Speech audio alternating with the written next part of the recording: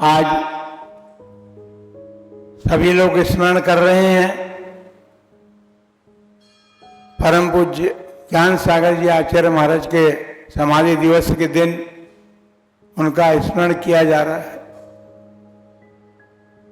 माता जी ने कहा था, शायद देखा होगा क्योंकि उनको मालूम नहीं है। हमने ज्ञान सागर जी महाराज को उस समय देखा है जब सन 1971 की घटना है। हमारे गुरुदेव भी किशनगढ़ में विराजमान थे और समस्त संघ उनकी अगवानी करने के लिए गया था। जब मंदिर में पहुंचे और मंच पर बैठने का प्रसंग आया तो दोनों आचार्य खड़े हैं नीचे, कोई भी बैठने को तैयार नहीं है। एक आचार्य कहते हैं कि ज्ञान बड़ा है, दूसरे आचार्य कहते हैं कि धर्म बड़ा है, इसलिए पहले आप।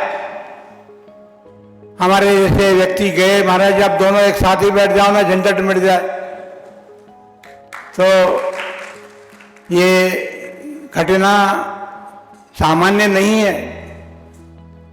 आचार्य श्री ज्ञान सागर जी महाराज के मन में आचार्य श्री धर्मसार जी महाराज के प्रति जो भक्ति थी, उस भक्ति का यह प्रकटन था।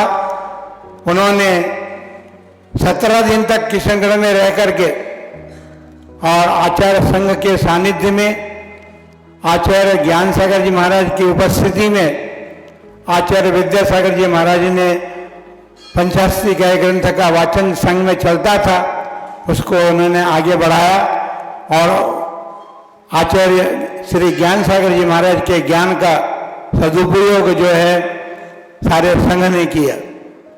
उनकी ज्ञान की महिमा अलग प्रकार की थी।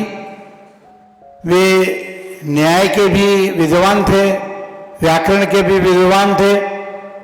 उन्होंने काव्य की विधा को भली प्रकार समझा था और विद्वत अवस्था में जब वे भूरामल जी की अवस्था में थे तभी उन्होंने वीरोदय, जयोदय आदि काव्यों की रचना कर दी थी। तो आज आचार्य श्री ज्ञान सागर जी महाराज ने समाधि मरण पूर्वक अपने जीवन का अवसान किया है।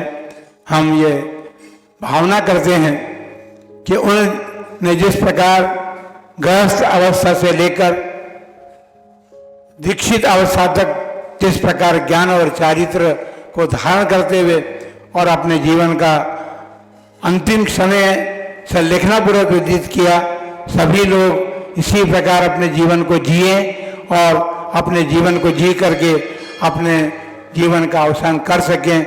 हम सभी यही प्रार्थना करते हैं। साधक जन भी यही भावना करें कि हमें भी अपने जीवन में ज्ञान की प्राप्ति हो, चारित्र की प्राप्ति हो और हमारा जीवन भी, क्योंकि आचार्य श्री शिव सागर जी महाराज कहा करते थे कि भैया आड़े होकर के तो घर से सभी लोग निकलते हैं, मकान से घर से आड़े होकर तो सभी निकलते हैं, लेकिन खड़े होकर के जो घर से निकल जाता है उसका जीवन सार्थक है।